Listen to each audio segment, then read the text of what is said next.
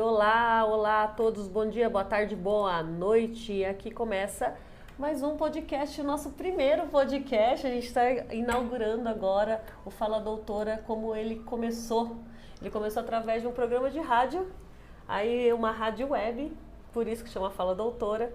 E a gente fez live, a gente conversou, gravou vídeos, mas nada como o podcast, a ideia da rádio. Eu achei que foi bacana voltar só para fala, aí desinibe menos ou mais, não sei, depende do convidado, porque a câmera ela atrapalha um pouco para gravar, né? Mas a gente está aqui com uma pessoa que nasceu pronta para falar sobre fake news hoje, que é o tema desse podcast, antes das eleições. Estou aqui com meu amigo, colega, parceiro de truco da faculdade, vou contar. A gente vai falar sobre fake news e o Estado Democrático de Direito. Obrigada, André, por vir. Obrigada pela presença. Eu vou passar aqui, explicar o que é o Projeto Fala Doutora primeiro, para quem está nos ouvindo, né? Quem não conhece, o Projeto Fala Doutora, ele é um projeto para a gente descomplicar direitos. De forma simples, sem juridiquês, sem academiquez. E o que o fake news tem a ver com direito e democracia, né? O André está aqui para explicar para a gente. O André, ele é advogado criminalista, mestre em Direito Penal pela PUC, presidente da Comissão de Prerrogativas da OAB Subseção Santana. Ele é professor universitário, conselheiro da FAD. A FAD é a Frente Ampla Democrática pelos Direitos Humanos. E autor também do livro Populismo Penal, Comunicação, Manipulação Política e Democracia, da editora De Plácido. Obrigada, André, pela presença. Seja bem-vindo ao programa, nosso podcast Fala Doutora. Muito obrigado pelo convite. Não sabia que era o primeiro podcast, então estou mais orgulhoso ainda, né? Fiquei feliz de saber que estou inaugurando esse projeto. E realmente, eu acho que de vez em quando a câmera inibe. É gostoso, de vez em quando, falar sem ser visto, né? Como no telefone. Aliás, ultimamente a gente só usa o telefone para WhatsApp. Mas é bom falar um pouquinho, e mais legal ainda é estar com você, que é grande parceira de truco aqui da faculdade, aqui do Mackenzie. A gente ganhava? Não lembro. A gente roubava? Eu acho que a gente roubava, né? Não tem como jogar truco sem roubar. Direito, essa turma de direito faz o quê? Estuda? Não, a gente estudava. Bom, vamos lá, né? O tema de hoje é fake news. Por que eu te chamei aqui? Porque sou mestrado também, tem muito a ver com isso, né? Então, para quem está ouvindo a gente, vamos explicar melhor o que é esse tal Estado Democrático de Direito, né? Vamos descomplicar essa ideia. O que é isso, André? Quando a gente fala em democracia, a primeira coisa que a gente pensa é voto. É o direito de votar, de ser votado, só que democracia é muito mais que isso. Não dá para a gente dizer que vive num Estado Democrático de Direito se não existirem outros requisitos além do voto. Vamos pensar o seguinte, Hitler foi eleito por meio do voto. Mussolini foi eleito por meio do voto. Eles instituíram democracias na Alemanha, instituíram democracias na Itália por meio do nazismo, do fascismo? Não. Por quê? Porque não adianta somente o direito ao voto, precisa ter diversos outros direitos, como, por exemplo, liberdade de expressão, que é um direito muito importante, a questão do respeito aos direitos humanos, o respeito às minorias, a garantia que essas minorias, como, por exemplo, quilombolas, indígenas, gays, lésbicas, a população negra, que eles não serão de alguma forma atacados e terão seus direitos e serão alijados dos seus direitos. Nesse ponto, o papel do Poder Judiciário é muito importante, porque o Judiciário ele vai servir como uma espécie de barreira para garantir que minorias não sejam alijadas dos seus direitos. Então, quando a gente fala em democracia, né, fazendo um resumo muito grande, seria algo mais ou menos assim. A pessoa ela vive num país, num estado, em que ela vota para definir quais serão as políticas públicas adotadas, e daí nesse momento é a vontade da maioria que acaba sendo colocada, porém essas políticas públicas devem respeitar os direitos humanos, os direitos das minorias, e para isso existe o Poder Judiciário para limitar a atuação tanto na esfera pública quanto na privada, porque também são entes privados, né, por exemplo, empresas que podem acabar atrapalhando o exercício dos direitos humanos, como, por exemplo, o direito ao trabalho, o direito a um salário, o direito à dignidade, inclusive o direito ao voto, como a gente está vendo nessas eleições, que tem diversos empresários que fazem, que constrangem... Patrões, né? Exatamente, diversos patrões, diversos empresários que constrangem os empregados a votarem em determinado candidato. Aí vocês sabem de quem eu estou falando. A gente já colocou lá no Fala Doutora no Instagram. Eu não me apresentei, eu sou Fernanda Rocha, sou formada também pelo Mackenzie. Hoje eu sou mestranda em Humanidades e Direitos pela USP, advogada em Direito das Mulheres. E é isso, exatamente isso que você está falando aí. A gente já colocou no Instagram do Fala Doutora como denunciar para o Ministério Público do Trabalho se você está sendo coagido pelo seu patrão ou pelo o chefe, o que seja, um superior hierárquico, a votar em determinado candidato. Existe uma forma de você denunciar de forma anônima. Então a gente vai deixar também o link aqui no podcast. Entrem nas redes, @_faladoutora_ no Instagram. Também estamos no Facebook, também estamos no blog. O André aqui é convidado já antigo, já fez live, tem lá sobre fake news também, a live com ele, e tem um texto muito bom, que é para você que não é nem direita, não é nem esquerda, é um pouquinho para a direita, mas não é bolsonarista e quer entender o que é fake news. A gente também já tem texto sobre isso. E se tudo der certo, vai virar um livro coletivo e seu texto vai fazer parte. Ah, que show! Precisamos feliz. Organizar isso. Bom, mas é isso, né? Aqui até eu separei aqui o artigo o artigo 1º da Constituição, ele fala, né, sobre o Estado democrático de direito. Ele tem fundamentos: a soberania, a cidadania, a dignidade da pessoa humana, os valores sociais do trabalho, a livre iniciativa, o pluralismo político. As pessoas reclamam tanto por que então não é igual nos Estados Unidos, que é só 2 partidos? Eu acho bacana no Brasil a gente ter esse pluralismo político. E o parágrafo único que vem justamente dizendo que todo poder emana do povo. Então, as políticas têm que ser para o povo, né? Minha pesquisa do mestrado fala aí de políticas públicas voltadas para as mulheres em específico, né? Mulheres em situação de violência, mas também para além da violência, que é bacana a gente falar disso. Isso é o Estado Democrático de Direito, quando você consegue, né, pelo menos você tem o direito de implementar políticas públicas nesse sentido, o que foi muito barrado, né? A gente vê que as verbas estão sendo cortadas para essas políticas públicas e desde 2016 isso vem se ampliando, né, os cortes. Mas vamos lá, né? Vamos voltar aqui ao fake news, ao Estado Democrático de Direito. Então, aqui no Brasil, André, o que você acha que a gente está vivendo esse governo atual? Você acha que esse governo é um governo fascista ou só autoritário ou é democrático? Ele chegou de forma democrática no poder, mas agora a gente tem uma grande dificuldade de saber exatamente em que período da história a gente está. A gente sabe que o governo ele é fascista, isso não há dúvida. A questão da redução de investimento em políticas públicas, por exemplo, para mulheres, para a população indígena, para a população negra, são indícios de que há fascismo nesse governo. Aliás, isso demonstra o autoritarismo, porque é o desrespeito às minorias, né? A minoria que não necessariamente é uma minoria numérica, mas é uma minoria porque ela é subjugada, está numa posição de vulnerabilidade. É inegável que a mulher encontra-se numa posição de vulnerabilidade em relação ao homem por conta de séculos de machismo, como a nossa sociedade foi construída.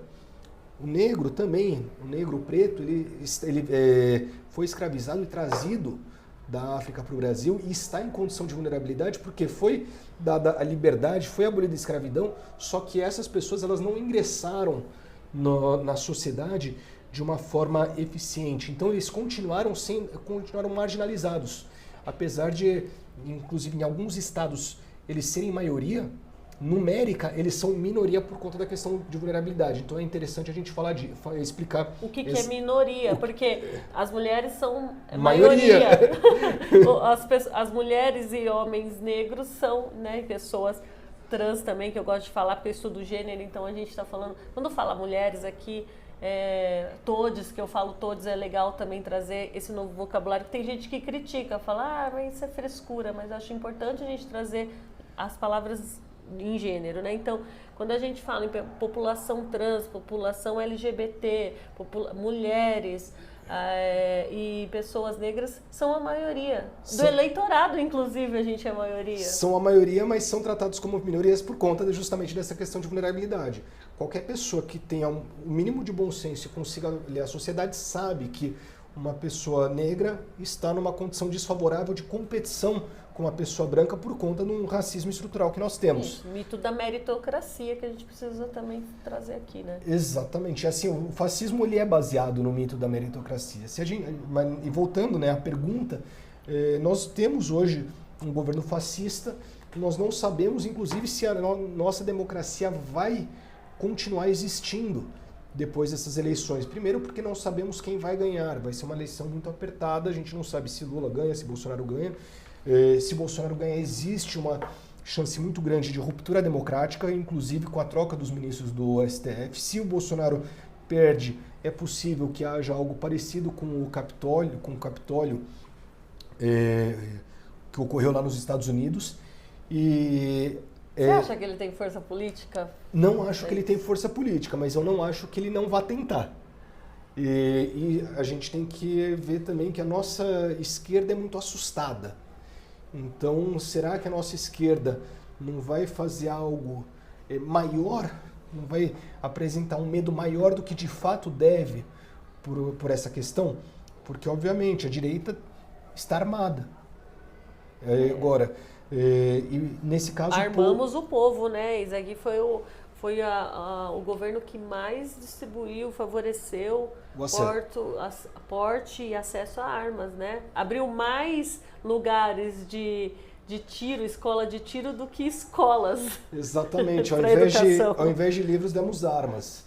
E isso é um risco. Agora, se algo for tentado, o povo terá que sair na rua, vai ter que reivindicar a democracia, vão ter que ter manifestações firmes nesse sentido, não só de políticos, mas do povo e da sociedade civil organizada. Daí eu estou falando de OAB, associações, conselhos de classe, universidades, grupos estudantis, todos esses terão que defender a democracia. Sociedade civil organizada. Agora, se a gente tem dúvidas sobre se esse governo é fascista ou não, é só a gente pensar no lema desse governo.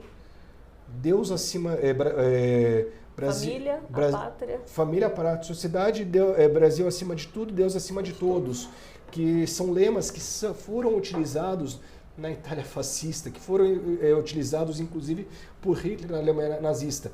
Né? Que, pelo amor de Deus, a gente tem que falar, nazismo é de direita. Se você não acredita em mim, se você não acredita na Fernanda, acredite no governo alemão. Porque o governo alemão, assim, a embaixada alemã teve que vir a público falar, olha, o Bolsonaro está falando besteira. O nazismo é um movimento de extrema direita. Porque vieram falar nos grupos dos WhatsApp, em 2018, não nessa campanha, mas eu tive também alguém lá falando que, porque é Partido Socialista, né, que o Hitler... ele governava e por isso que, como é socialista, era de esquerda. Aí eu coloquei lá no grupo a nota do embaixador explicando que isso é um absurdo. Por esse viés, o Bolsonaro ele foi eleito pelo PSL, que é Partido Social Liberal. Ou seja, a gente vai falar que o Bolsonaro então é de esquerda, né? Pessoal, o nome importa até certo ponto. Agora, não é porque eu falo que o azul é vermelho que o azul vai se tornar vermelho. Não é porque eu chamo uma cadeira de avião que ela vai voar. Boa. Mas é porque as pessoas também ainda têm, a maioria, é que quem segue o Fala Doutora, não sei, a gente tem um público bem amplo, né? Mas tem uma dificuldade de entender o que é direita e o que é esquerda.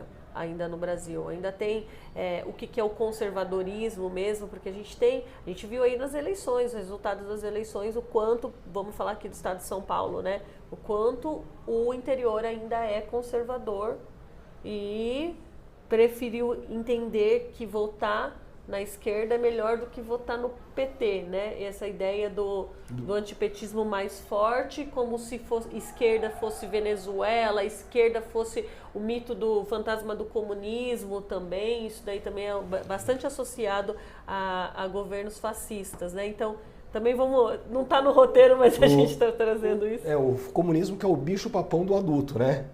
A gente tem esse problema. Tem gente que acredita de fato mesmo, que vão invadir as casas e vão ser mandadas embora da casa dela para dividir as casas. É interessante, porque Getúlio Vargas, quando ele instituiu o Estado Novo, que era uma ditadura, ele utilizou o perigo do comunismo.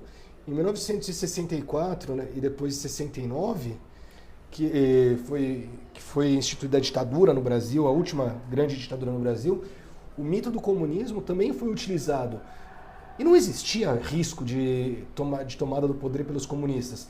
E agora, o pessoal, né, agora falando da Dilma, do Lula, do Haddad, falam, olha, o Brasil vai virar uma Venezuela. Pessoal, deixa eu te explicar. O que a gente não pode acusar a direita é deles serem ineficientes. Por quê? Eles foram muito mais eficientes em transformar o Brasil numa Venezuela do que o Lula, do que a Dilma. Em 16 anos no poder, o Brasil não virou uma Venezuela com o PT. Agora, olha só, a única moeda que foi menos desvalorizada do que o real foi a moeda da Venezuela. Ou seja, o Bolsonaro sim está equiparando o Brasil a uma Venezuela. Por quê?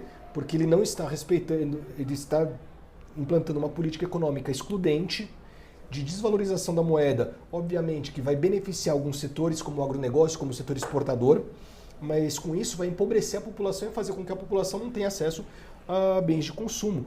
E com isso, o mercado interno não consome, nós temos uma população de rua muito maior, porque as pessoas não têm emprego, certo? O desemprego é um dos maiores. Aí a pessoa responde, vou fazer aqui a advogada do diabo. Ah, mas foi a pandemia que provocou isso. Olha, a pandemia ela contribuiu. É inegável que a pandemia contribuiu. Sim. A gente não pode negar que a pandemia não gerou uma crise mundial e, obviamente, o Brasil foi atingido. Isso não dá para negar.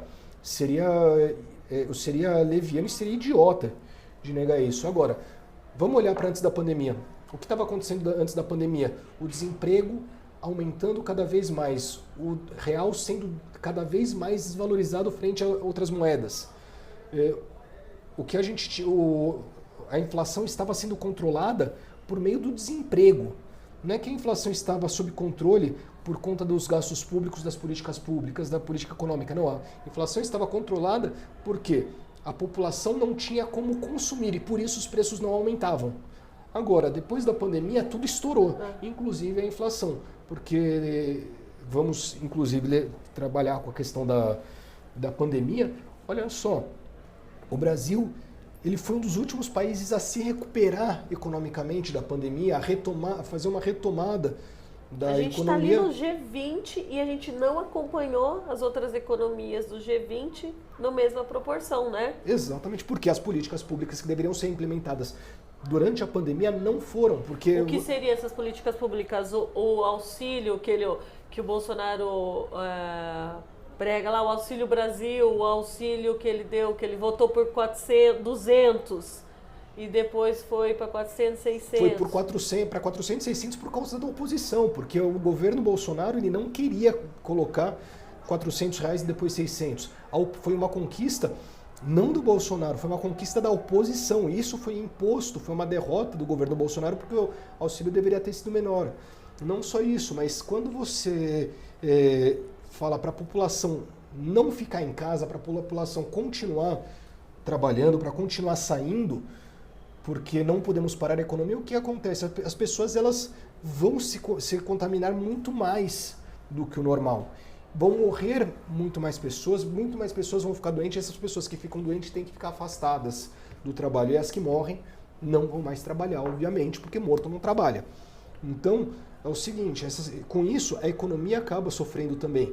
E quanto mais mortes, quanto mais perdas, quanto mais a pandemia fica em território nacional, mais demora para a recuperação. Então, países que conseguiram fazer um lockdown, e para fazer um lockdown é necessário o auxílio governamental, não tem segredo. Não adianta você mandar a população ficar em casa e não dar dinheiro para essa população consumir, para que ela possa comprar comida. Não estou falando para jogar videogame, para comprar cachaça. Estou falando para comprar comida. Se você não fizer isso, a população vai ter que sair para trabalhar, vai ter que pegar ônibus, vai pegar metrô lotado e vai se contaminar ainda mais, que foi o que aconteceu. O Brasil, apesar de proporcionalmente, foi o país que mais matou a sua população durante a pandemia. Enquanto isso, a gente tinha um governo disputando com os Estados Unidos, né? Disputando com os Estados Unidos, do que Trump. Era do Trump na época. E enquanto isso, você tinha um presidente fazendo piada com as pessoas que estavam morrendo. Foi um absurdo. E outra coisa, disparando fake news, né? Voltando aqui até para a nossa conversa. Fake news. Disparando fake news, falando que estava tudo certo. Que era uma gripezinha. Outra coisa, falando de cloroquina, falando de ivermectina. Vendeu um remédio. Para vender remédios que não eram eficazes no combate àquela doença. Por quê? Aí eu não vou saber te dizer, mas eu não posso... Ou é idiotice ou é oportunismo. Então, eu não acredito que ele seja idiota, eu acredito que ele seja oportunista. Então, o que acontece? Ele estava utilizando esses remédios para propagar fake news e mexendo com a saúde da população brasileira. Foi isso que a gente viu. Mas a direita ainda, que não seja o extremo do Bolsonaro ainda, acredita... A gente está vivendo um momento meio que pós-verdade, né? O que é verdade? O que é mentira? E a gente está vendo isso muito claro nas eleições agora de 2022. E aí a pergunta, né? Uma eleição que é baseada em mentiras, a gente continua acreditando que a gente está numa democracia? É uma eleição democrática? Essa é a dúvida, porque daí a gente vai falar assim, votar e ser votado é uma democracia? Que foi a primeira coisa que a gente falou aqui. Votar e ser votado faz parte de uma democracia, mas não é só isso. As informações que a população tem, elas devem ser verdadeiras para que elas possam votar de uma forma séria, de uma forma consciente. E daí a gente vai voltar para Goebbels, a gente vai falar de nazismo. Goebbels, que foi o ministro da comunicação de Hitler, falava: uma mentira contada 1000 vezes se torna uma verdade. Essa frase que é atribuída ao Goebbels, na verdade também é uma fake news, porque é um provérbio chinês. Ou seja, ele se apropriou dessa frase, contou tantas vezes essa mentira, que se tornou uma verdade. E é o que esse governo faz, olha só. A gente pode chamar de qualquer coisa, pode chamar de pós-verdade, pode falar de verdade tardia, pode chamar de Sdrubbles. Vai ser mentira. Vão ser mentiras. Fake news é mentira. Fake news é mentira. E como a gente vai escolher os governantes se a gente não tem acesso à informação de qualidade? E como que isso funciona, o tal do gabinete do ódio e as fake news? A gente tem... eu gostaria de ter mais informações sobre como funciona o gabinete do ódio, né? Podiam fazer uma CPI disso. Podia ter uma investigação, né? Uma investigação, botar tudo às claras, né? Saber se realmente é o Carlucci que coordena. Eu gostaria de saber, né? Talvez o celular do bebê não nos ajude. Agora, o que acontece é que são diversas informações falsas disparadas e as pessoas, elas hoje estão em bolhas que elas não conseguem sair dessas bolhas para chegar à verdade muitas vezes. Então, a pessoa ela não acredita mais na Folha de São Paulo, não acredita mais na Globo, na Lupa, no Estadão, até porque muitas vezes esses jornais agiram de forma irresponsável, né? Vamos falar, por exemplo, da Revista Veja. A Revista Veja chegou a ser condenada por diversas vezes por soltar informações falsas. Isso aconteceu. E isso faz com que a revista, com que o meio de comunicação perca a credibilidade. É diferente de você soltar uma notícia e depois descobrir que a informação era falsa, que a fonte mentiu para você. Eram informações que a revista Veja publicou porque queria distorcer a própria Globo, o Boninho também confessou que no debate de 89 eles editaram para prejudicar o presidente Lula. Para prejudicar o Lula, exato, e favorecer o Collor na época. Isso mudou a eleição. Isso mudou. Aquele debate mudou a eleição. Agora, quando a gente está falando de fake news, a gente está falando nesse nível, a gente está falando de uma coisa que pode influenciar muito a eleição. Olha só, 86% das pessoas que votaram no Bolsonaro em 2018 acreditavam de fato que existia kit gay em mamadeira de piroca, apesar do TSE ter desmentido isso durante a campanha, disso ter sido comprovadamente uma fake news. Olha só, 86% dos eleitores talvez não tivessem votado no Bolsonaro se tivessem uma informação correta. Isso daí é gravíssimo. A notícia mais divulgada nos Estados Unidos quando o Trump foi eleito é uma fake news.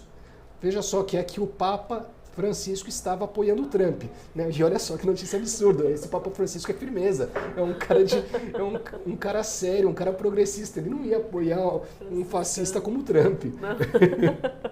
E é verdade, né? Agora, as pessoas, esses veículos, né? Hoje a gente vê através do WhatsApp, é muito forte, né? E a gente percebe também a idade dos eleitores, quem acredita e quem não acredita, né? E também abriu também uma coisa importante também, porque a gente vivia os meios de comunicação eram dominados por 11 famílias aqui no Brasil.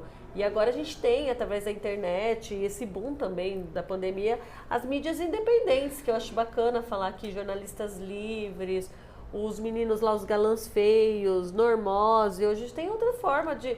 O Bueno, como que é Eduardo Bueno também. O da Intercept. O da Intercept. Hoje a gente tem mídias independentes que a gente tem um acesso maior, então, à informação. Mas parece que quanto mais aumentou a informação, mais a mentira também conseguiu se propagar, né, nesse meio. Olha só, a gente pode falar de uma mídia independente do Fala Doutora.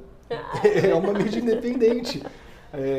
A internet, ela revolucionou o mundo porque antes a informação era de um para muitos.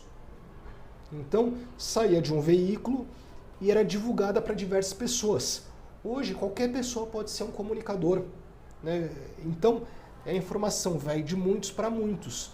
Só que produzir notícia não é barato, produzir notícia é caro. É muito mais fácil inventar notícia, porque inventar notícia você simplesmente digita lá alguma coisa e fala, pronto, tá uma notícia. Daí você fala assim, olha, descobriu-se que em Marte vivem pessoas verdes. E daí você solta lá, faz uma montagem no Canva, pronto, soltou. Mas a diferença, eu acho que dessa fake news que tem aqui, que é o risco, é que elas produzem e propagam o medo. Isso é uma característica notável nas fake news utilizadas para a eleição. O medo. Sempre a fake news, ela tem um caráter muito interessante de novidade. Então é alguma coisa nova que vai chocar e que vai mexer com as emoções. Um estudo do MIT, que foi feito mais ou menos em 2018, 2017, demonstrou que os robôs eles influenciavam um pouco na disseminação de notícias falsas. O que influenciava mesmo, o que fazia com que essas notícias falsas passassem para frente, eram pessoas de carne e osso. Por quê? Porque eram notícias que confirmavam o que aquelas pessoas pensavam, mesmo que aquele sentimento fosse falso. Eram questões que traziam novidades, então você sempre vai ter uma fake news que vai trazer alguma coisa nova, que vai falar alguma coisa que você fala, nossa, olha, não falei, né? Que vai confirmar o seu pensamento e, além disso, que vai mexer com a sua emoção. Então as pessoas passam a divulgar reiteradamente. E a gente teve uma mudança muito grande. Esses dias eu estava pensando, né? A gente vive um momento muito parecido com a década de 30, que foi quando Mussolini e Hitler chegaram ao poder. O que aconteceu naquela época? Televisão e rádio, principalmente o rádio, que eram veículos de massa. As pessoas, muitas delas, não sabiam ler, então o principal meio de comunicação era o rádio. Houve uma mudança, uma revolução na forma de se comunicar naquele momento. E quem soube utilizar isso politicamente a seu favor, mesmo que utilizando notícias falsas? A extrema-direita. Hitler. Né? Goebbels é o principal comunicador da extrema-direita. Agora, o que foi feito? Qual é a nossa revolução de comunicação, né, da nossa geração? A nossa revolução é a internet. Quando eu nasci não tinha internet, né? Quando eu nasci, pouquíssimas pessoas tinham computador em casa. É verdade. Eu tinha computador em casa porque meu pai trabalhava com informática, meu pai é de TI. Então, eu já era nascido quando ele comprou o primeiro computador, mas desde que eu lembro, da minha lembrança, tinha um computador no quarto dele, mas esse computador não era ligado à internet. A internet foi chegar na minha casa quando eu tinha mais ou menos uns 12 anos e eu fui um dos primeiros... Lembra? De escada. Era internet de escada. IG. E de vez em quando você tinha que ficar um tempão para conseguir... Mas era de graça, não era? Ou não? Não, porque vinha você pagava a conta, via na conta telefônica. telefônica. É verdade. E daí, essa internet, quando foi popularizada, algumas pessoas conseguiram verificar que a internet, as mídias sociais poderiam ser utilizadas para divulgar uma série de informações. Wikipedia, hoje, é uma fonte confiável, mas há 10 anos atrás... tem toda uma regularização, então um coordenador... Eu fiz parte de um...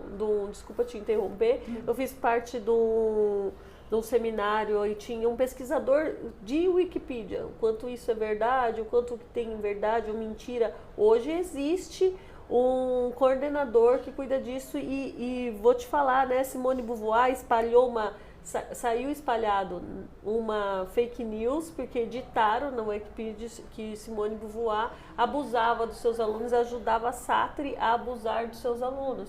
Aí, a partir disso, teve que ter um coordenador, e saiu isso no Enem, perguntando sobre a mulher, tornar-se mulher, de quem é essa frase. Aí começaram as pessoas a procurar o que é Simone Beauvoir e tinha esses dados lá no Wikipedia. Aí tiveram que fazer uma revolução aqui também no Brasil para coordenar. O coordenador próprio de determinados temas, determinados autores, teve que reescrever e explicar que isso era fake news, que foi divulgado, isso não existe e tudo mais. E tem pessoas, inclusive advogados, que se utilizam dessa fake para discutir gênero. Às vezes eu escuto isso.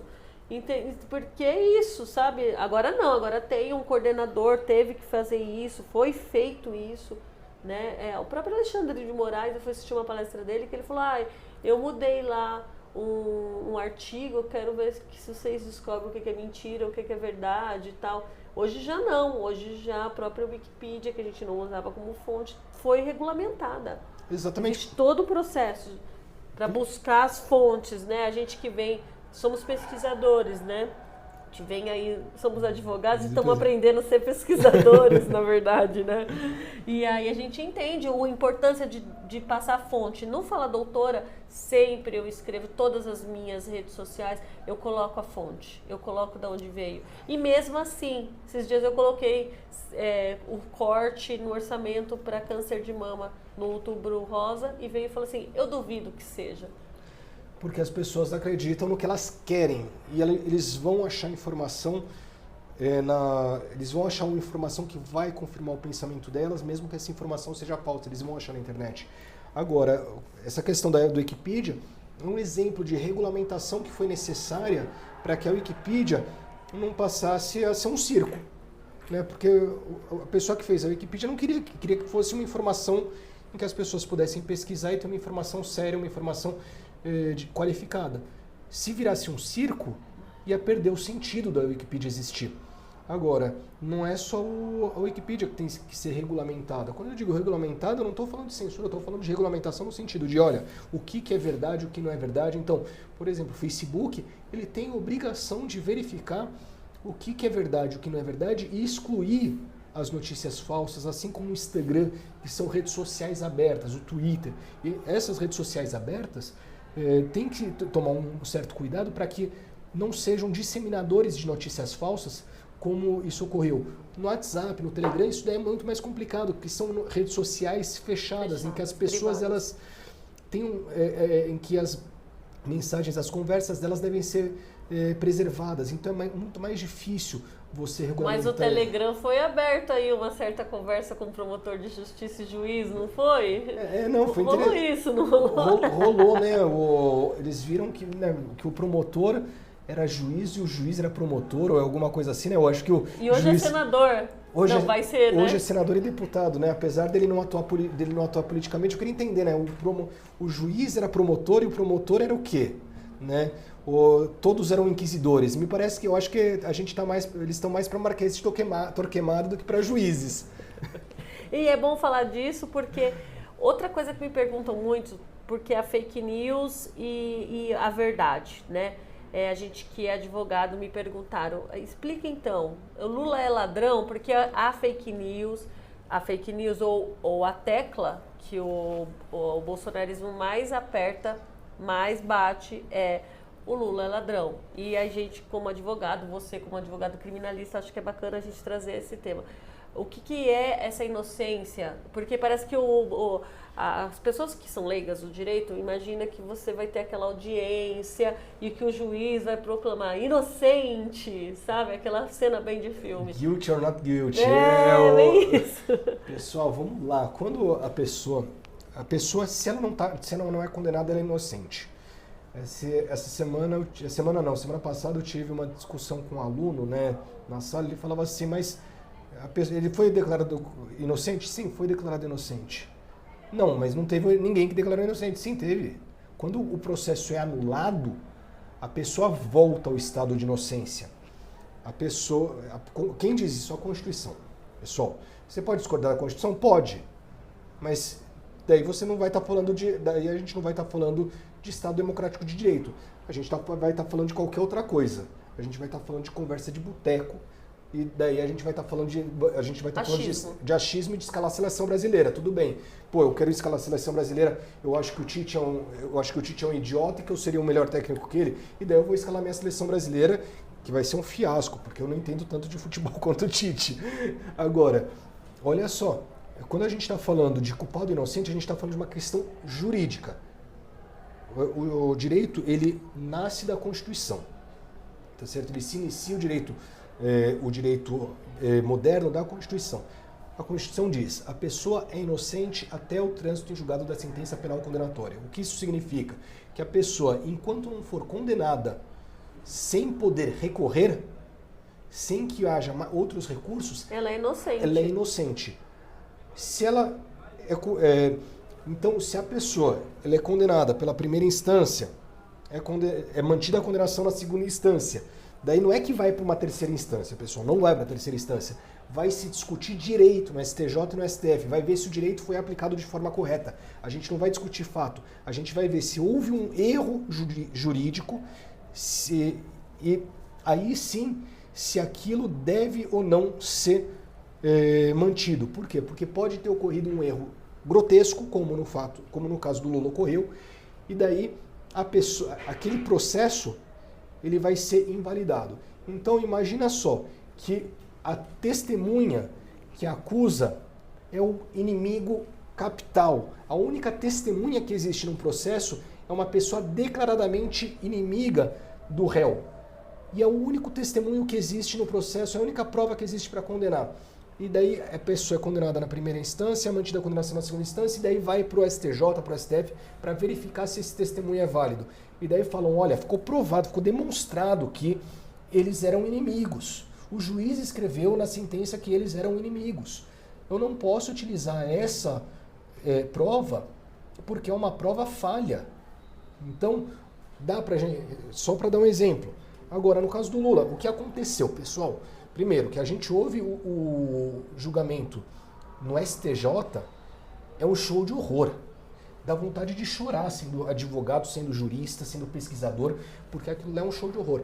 Uma das questões levantadas no STJ é que não foi feita uma perícia para demonstrar que houve uma reforma no apartamento. Pessoal, se estão falando que a corrupção é decorrente de uma reforma, tem que ficar aprovada a reforma. O juiz indeferiu que fosse feita uma perícia para falar se houve ou não houve reforma. Olha só como é grotesco. Daí a gente tem um juiz que se declara inimigo do réu. A gente tem um juiz que age como inquisidor. Alguém tinha dúvida que o Moro queria condenar o Lula? Se alguém tinha dúvida disso, me desculpa. Ou você não vivia no Brasil, não acompanhou os noticiários, ou você é um completo idiota. O Moro queria condenar o Lula e todo mundo sabe disso. E isso, até saiu na capa de revista o Super-Homem, ele tirando o paletó como Super-Homem. Eu acho que a população que não tem acesso, né, não trabalha no ambiente jurídico, entendeu que ele estaria fazendo a justiça, porque a ideia foi essa, né? Se existia um mensalão e o Lula era o presidente, ele tinha que ser condenado pela justiça, seja de que forma fosse, acima de tudo. Aí quando ele chega no STF e nas instâncias superiores e o processo é anulado, ele não é condenado, aí agora o ódio, a culpa é do judiciário. O judiciário está sendo atacado. Então, a gente tem essa insegurança jurídica muito forte que ataca a democracia. É isso que as pessoas precisam entender. Quando o presidente começa a dizer que o Supremo Tribunal Federal tem políticos lá dentro também e que eles não decidem de acordo com a Constituição, que é o dever de um ministro que está no Supremo Tribunal Federal, ele está duvidando da democracia e levando isso para o povo, porque o povo entendeu. Se existiu corrupção, ele, que era o presidente, deveria ser condenado. Esse é o imaginário popular, né? O Lula poderia ser condenado? Sim, poderia ser condenado, desde que houvesse um juiz que fosse imparcial. Não há problema em se condenar. Fizesse direito o negócio. Fizesse direito, demonstrasse as provas. Né? Recentemente foi rejeitada a denúncia do Sítio de Atibaia por falta de provas. Né? Vejam só, não tinha prova para receber a denúncia, como ia ter prova para condenar? Outra questão uma coisa que eu sempre falo, como o Brasil é um país do futebol, eu gosto de fazer paralelos entre direito e futebol. E, né, eu sou São Paulino, né, então eu gosto de sacar, apesar de gostar muito, produtor corintiano. Apesar de eu gostar muito da torcida do Corinthians, da Gaviões da Fiel, de admirar muito a democracia corintiana, obviamente a gente não pode negar que o Corinthians ele tem um esquema de jogo excepcional, com os bandeirinhas pelas laterais e o juiz pelo centro. Então é aquele negócio. Você não pode ter você ter um juiz imparcial é como você jogar contra o Corinthians. É o juiz agora ajudando. É contra o Flamengo, né? Agora é contra o Flamengo também, né? Então, imagina só, que você vai jogar, você está jogando futebol e o juiz vai bater um pênalti. Pô, não dá. É óbvio que vai pender para um lado. E as pessoas ainda não conseguiram assimilar, ainda agora estão vendo o quanto o Moro foi imparcial e eu acho que o brasileiro ele quer a punição e aí na hora que o Alexandre de Moraes começa a se manifestar como presidente do TSE, as pessoas estão falando de censura, que é a última, né? A da moda agora, atual, a censura. Vivemos censura, proibir a mentira é censura? Olha, Fernanda, a gente tem que pensar o seguinte. Uma democracia baseada em mentiras é uma democracia? Que foi a pergunta que você me fez. Não é uma democracia, porque se você está decidindo com base em dados falsos, com base em coisas que não existem ou que foram distorcidas. O direito à manifestação, ele existe, o direito à liberdade de expressão, ele existe, mas ele é limitado como qualquer outro direito. Então, inclusive o patrimônio, se eu tenho uma casa e naquele lugar que eu tenho a casa vai passar uma estrada, eu serei obrigado a dar o espaço da minha casa, dar o terreno que seria minha casa. Obviamente eu vou receber uma indenização por isso, mas em nome do bem comum. Calúnia, difamação. Exatamente. Também, quando a gente está falando de liberdade de expressão, se a pessoa praticar calúnia, se te acusa de um crime que sabe que você é inocente, ela vai estar cometendo um crime, pode inclusive ser presa por isso. Então, olha só, o direito à expressão, ele também é limitado como qualquer outro direito. E a mídia ela tem o dever de informar, nunca de desinformar. Ou seja, se a mídia está desinformando, ela está exercendo um não direito, ela está indo além do que ela pode fazer. Quando o TSE atua falando não Jovem Pan, não qualquer outro veículo de comunicação... Quais são os outros que a gente vê aí? O Brasil Paralelo? Brasil Paralelo, a família Bolsonaro no Twitter, né? De vez em quando, os veículos, as televisões menos, né? Mas de vez em quando eles soltam algumas coisas um pouco deturpadas, né? A Globo soltou muita fake news durante a Lava Jato, ensinando de forma errada o processo. O que o Moro fazia lá era Inquisição. E é o Fantástico, ele ensinava de forma errada o processo. Eu ficava discutindo com o Fantástico. Eu sou que nem a moça lá do Lucas Silva e Silva, que ficava discutindo com o rádio. Né? Se você não sabe quem é Lucas Silva e Silva, é porque você é muito novo. Mas pode ser aqui, tem um jeito. Mas, olha só, a gente... os veículos de comunicação, eles não podem desinformar. Todos os veículos de informação, em algum momento, eles erram, porque são geridos por pessoas, por seres humanos, e seres humanos erram. Agora, mas tem errata. Tem errata também. e outra coisa, esse erro não pode ser proposital. Então, naquele momento, por exemplo, o Fantástico estava sendo induzido a erro por um juiz que era o Marquês de Torquemada ou Moura, eu não lembro qual dos dois. Mas no caso, o Fantástico errou por conta disso, porque foi induzido ao erro. Agora, quando a Jovem Pan errava, era um erro doloso, quando ela estava mentindo, não era um erro, era uma mentira deliberada. Quando o Brasil Paralelo mentia, era uma mentira deliberada também, não era um erro.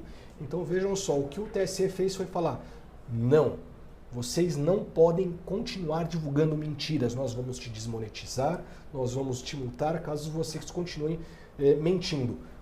O que é censura? A censura é de demitir o Vila quando ele criticou o Bolsonaro. Opa, a Jovem Pan praticou censura nesse caso, por quê? Porque o Vila foi demitido por criticar o Bolsonaro. Se não acredita em mim, não tem problema, faz o seguinte, dá um Google, coloca demissão Vila, crítica Bolsonaro, Jovem Pan. Vocês vão achar, vocês vão ver que ele foi silenciado porque ele não quis elogiar aquele que a Jovem Pan ficava pendurado no saco.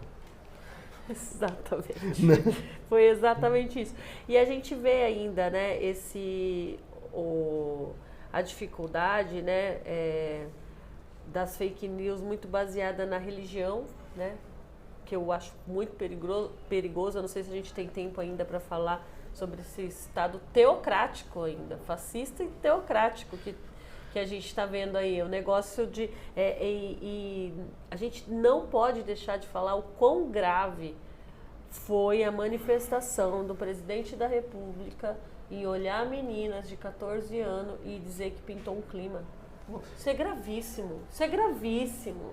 Aí perguntam para mim, mas por que não tem lá, né, por que ele não foi preso? Por que ele não foi investigado, então? Por que não tem na televisão aquele, né, o cano saindo, o dinheiro pelo cano, que nem, nossa, o Jornal Nacional explorou, né, o dinheiro jorrando, o dinheiro pelo cano, né, as empresas envolvidas. Por que isso não tem na mídia hoje, nas mídias tradicionais? Por que não é falado isso? Por que a gente não tem...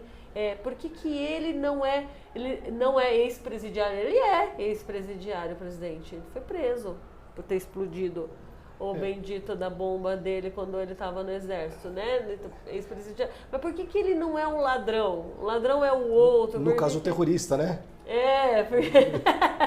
Por que ele não é o ladrão, então o outro é ladrão? A gente já viu que não é ladrão, que foi inocentado. Ah, teve o mensalão? Teve corrupção, mas não conseguiram ligar a ele.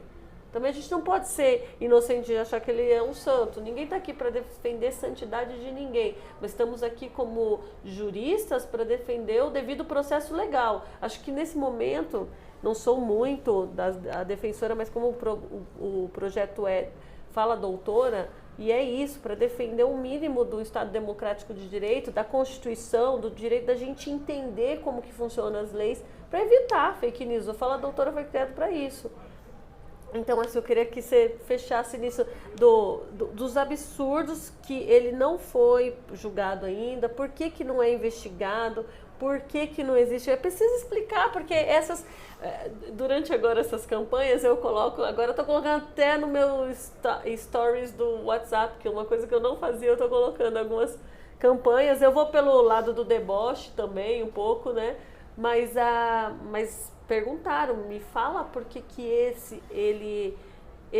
porque para mim ele não é ladrão, só se ficar comprovado. Aí eu falei para a pessoa, mas assim, enquanto ela estiver no poder vai ser difícil investigar, porque se é ela que comanda a polícia, que comanda a investigação.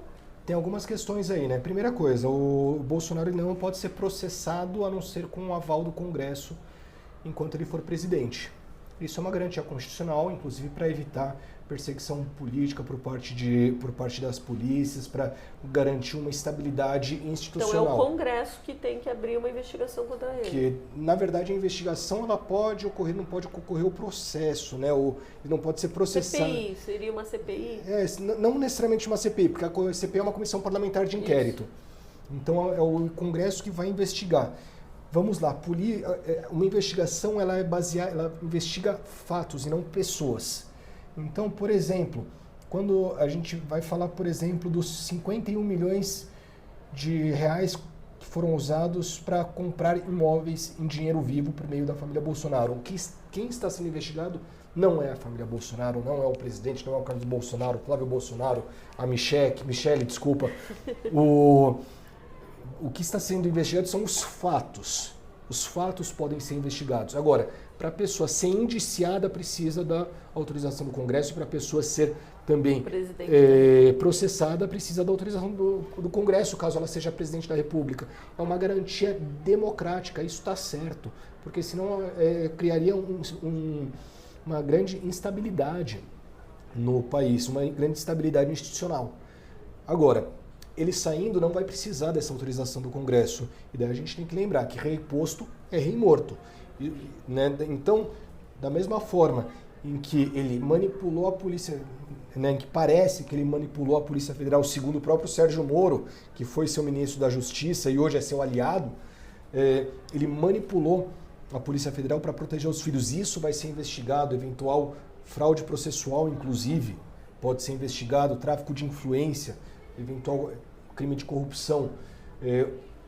As compras dos imóveis podem ser investigadas, as rachadinhas podem ser investigadas. O orçamento secreto vai ser. O orçamento secreto vai ser investigado, espero que seja investigado. Bolsolão, né? Que é bom colocar os nomes, né? Eu gosto de colocar esses nomes bonitinhos, né? Assim, Lava Jato. Bolsolão é um bom nome. Porque o orçamento secreto foi discutido isso, né? Uma repórter saiu nas redes e falou: orçamento secreto, que nome sem graça, ele rachadinha, você diminui, né? Você se transforma pequenininho. Não, e daí fala assim, por exemplo, a gente vai poder voltar a investigar a Val do Açaí. Né? Lembra da Val do Açaí? Quem não lembra, era uma possível funcionária fantasma do gabinete do Bolsonaro. Né? Outras familiares do Bolsonaro, o Adriano Nóbrega, todas as pessoas elas vão poder ser investigadas. Não, as pessoas não, esses fatos poderão ser investigados. Isso. E fatos, obviamente, praticados por pessoas. Bom, então a gente ainda resta esperança? Resta esperança para o povo brasileiro acreditar no judiciário? Olha, o que você acha? A esperança é a última que morre.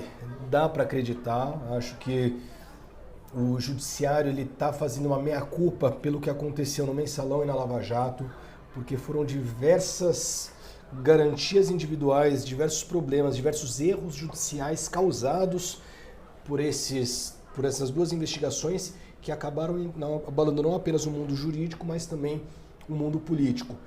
Hoje o judiciário está fazendo uma autorreflexão e vendo se dá para que ele não pode agir de forma contrária à Constituição, de forma contrária à lei. A gente não vai retornar à normalidade depois da eleição. Não vai ser dia 31 de outubro, no dia seguinte às eleições, caso o Bolsonaro perca, que nós vamos retornar à normalidade. Isso daí vai demorar pelo menos 10 anos para a gente retornar à normalidade, vai ser a passos lentos. Nós vamos ter que construir esse edifício, tijolinho por tijolinho, que é a democracia. Mas eu acho que sim, temos esperança.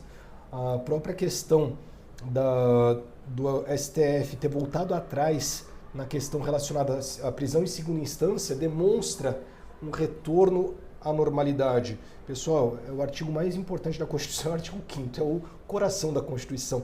E eles estavam discutindo se aquele artigo era constitucional ou não, né? É uma coisa bizarra, porque aquele artigo não pode ser mudado. Né? É uma cláusula pétrea. E eles estavam discutindo se esse artigo era constitucional ou não. Para mim não faz sentido nenhum como jurista. Eu acho que era uma questão de interpretação de texto simples. Era caminho suave de literatura. Acabou. Mas, de qualquer forma, o STF errou muito, inclusive, e ele está dando passos atrás agora, retornando à normalidade, buscando ser menos ativo. E nós não precisamos de um judiciário ativo, nós precisamos de um judiciário que aplique a lei, um juiz que ele não jogue nem para o Corinthians, nem para o Palmeiras, nem para o São Paulo, nem para o Flamengo, nem para o Vasco. Nós precisamos de um juiz que apite o jogo e quando o VAR precise ser utilizado, seja utilizado com seriedade. Né? O STF é o nosso VAR, né? Para garantir que os erros serão cometidos somente em casos excepcionalíssimos. que é o tema que, inclusive, você traz aqui no seu livro, né? Vou falar novamente, Populismo Penal, Comunicação, Manipulação Política e Democracia, da editora De Plácido. Traz um pouquinho aí o resumo que você trouxe aqui, apesar que tem tudo a ver com o que a gente está conversando aqui.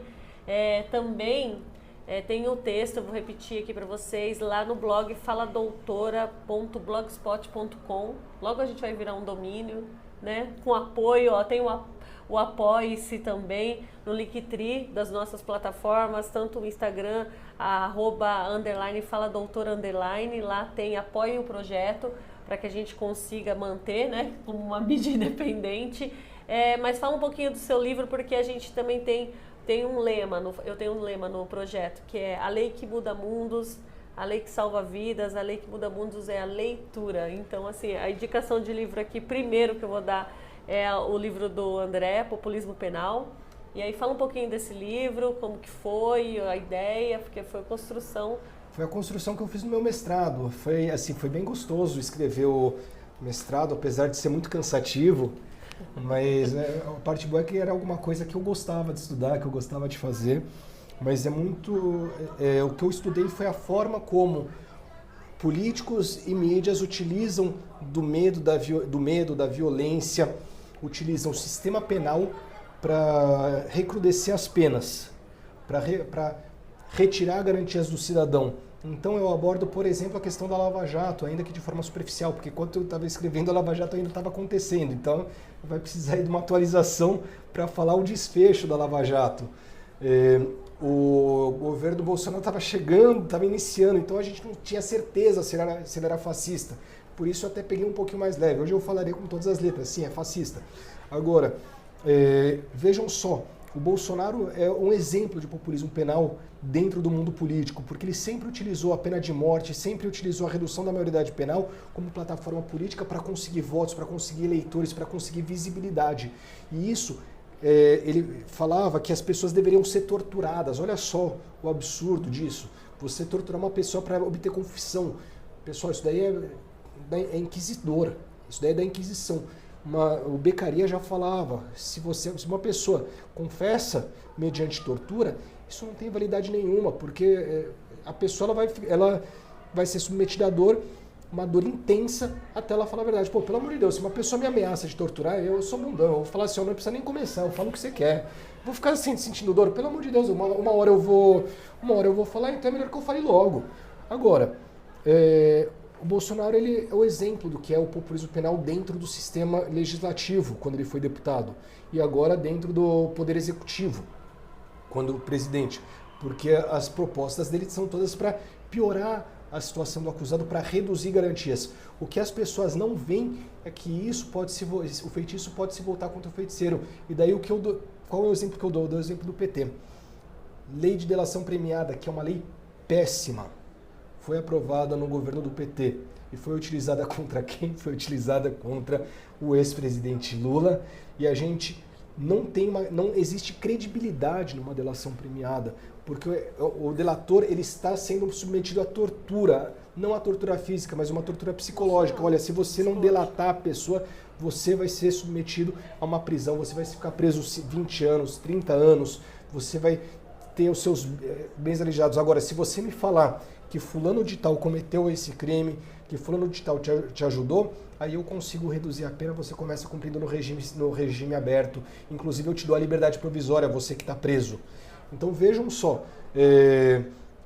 Barganha, né? É uma barganha com a liberdade da pessoa. Qual o problema disso? O problema é que não tem credibilidade, passa-se a ser uma tortura, porque nós não analisamos de forma correta.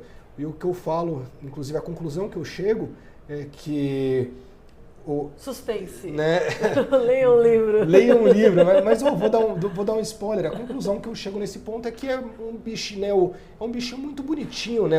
A questão da punição. Porque você vai falando, olha que legal, a gente tem que punir, tem que garantir a proteção por meio do direito penal, tem que fazer isso, tem que fazer aquilo, retirar garantias. Só que esse bichinho pode virar um monstro e pode te engolir. É muito comum que o criador seja comido pela criatura, e no caso a gente tem no Brasil o exemplo disso, que foi o presidente Lula, que aprovou muitas das leis que ele foi vítima, né, ainda que por meio de um juiz absolutamente parcial. Exatamente. Vejam bem, gente. Esse é o doutor, professor André Lozano, parceiro de truco, que chegou agora. Você viu cheio do currículo aqui, trazendo pra gente informação de qualidade. A gente não tem o objetivo de espalhar fake news, obviamente, por isso que é o tema da nossa live de hoje. Lançou um segundo livro, é isso? Vamos continuar nos livros aí? Tem o Pacote Anticrime, que é uma obra coletiva, que eu fui um dos organizadores. A gente vai falar sobre as mudanças que houveram no Código de Processo Penal e no Código Penal, também na Lei de Execução Penal, que foi aquele pacote que foi sugerido pelo Moro, que era um desastre, mas o Congresso foi o adulto na sala, nesse caso, e eles conseguiram introduzir muita coisa boa. Por exemplo, o juiz de garantias, que infelizmente foi suspenso pelo Fux, que declarou constitucional, mas falou que era inconstitucional, e ninguém entendeu muito bem, mas o Fux também não é um exemplo. Aliás, o Fux é um exemplo de populismo penal feito dentro do judiciário, porque ele joga para a torcida. Assim como outros ministros, né, que a gente pode citar, por exemplo, o Barroso e o próprio Alexandre de Moraes. Em alguns momentos eles dão decisões corretas, mas quando se fala em penal, é muito comum que eles atuem de uma forma que cerceiem garantias e que atuem de forma incorreta. Mas esse livro ele acaba trazendo diversas reflexões sobre os diversos pontos em que a lei foi modificada. Algumas coisas boas foram trazidas e algumas coisas péssimas foram trazidas, né? Dentro do processo penal, eu acho que houve mais avanços do que retrocessos. Agora, dentro do direito penal, houve muito mais retrocessos do que avanços. Então fica aí a dica. Outra dica que a gente está falando aqui é onde morrem as democracias, quando morre... Como as democracias morrem. Como as democracias morrem. Esse livro é muito importante. Hannah Arendt trazer aqui o totalitarismo. As origens também, do totalitarismo. O Banalidades do Mal, que ela traz, o julgamento... Do Eichmann. Porque a gente acha que o homem, o cidadão do bem, né? O cidadão do bem, ele pode ser um fascista. Cidadão de bem elegeu o Trump, elegeu o Bolsonaro, elegeu o Hitler e elegeu o Mussolini. Agora, se me permite, eu também vou fazer... Tem um outro livro muito bom, que é O Povo contra a Democracia. De quem que é? Do Yasha Mounk. É um excelente livro que também muito conectado com a questão da internet. E mostra como, muitas vezes, o povo ele acaba, por meio da vontade popular e cego pelo ódio e por pautas autoritárias, acaba sendo o destruidor da democracia e o próprio destruidor, em última análise, da vontade do povo. Fica a dica aqui, gente. A gente deixou aqui Como as Democracias Morrem, de Steven Levitsky, Daniel Zilblatt e quem mais? E Renato Aguiar. É bacana esse daí também, que a gente estava falando. E é isso, gente. Para mais informações, também tem o texto, vou falar de novo lá no blog, faladoutora.blogspot.com, que é Fake News e a Democracia, de George Orwell. Ele fez uma comparação, né? Com 1984, Big Brother. Que a gente viu, né? Como que funciona. No próprio Big Brother também a gente vê como que funciona. É interessante. Aliás, é outro livro que é leitura obrigatória para quem quer falar sobre democracia, para quem quer falar sobre fake news, né? O George Orwell, que ele é uma crítica ao stalinismo, que também esse sim é um governo de esquerda, mas é um governo de esquerda autoritário, né? Vejam só, né? O autoritarismo pode ser tanto de esquerda quanto de direita. Agora, mas muito do que o George Orwell falou, nós vivemos hoje. Aliás, é assustador como são parecidos. É verdade. Obrigada, André, pela participação. Precisamos encerrar, que já está dando 1h e tanto. Todo mundo está ouvindo. Quem estiver ouvindo, nossos milhares de fãs aí, deve ter dado mais que a live do Flow, do Lula. Com certeza, né? Então, já que você gosta do assunto fake news, aproveita e compartilha no grupo lá da família.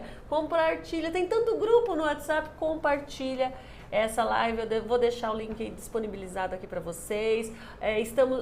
Agora vamos entrar em todas as plataformas de podcast, né? Não só no Spotify, mas a gente divulga em todas as plataformas de podcast, mas também tá lá disponibilizado no Instagram, o link vai estar lá no link @_faladoutora, no Facebook também. Agora o Facebook tá pedindo para colocar fotinho, RG, carteira de motorista, para evitar isso.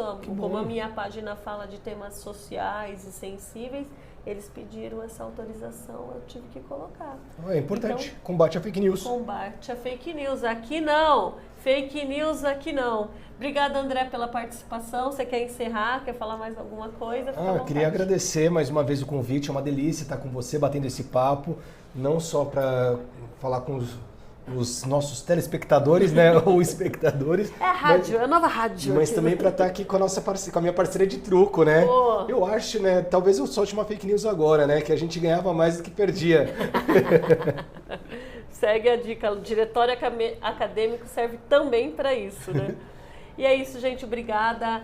É isso, Fala Doutora combatendo as fake news.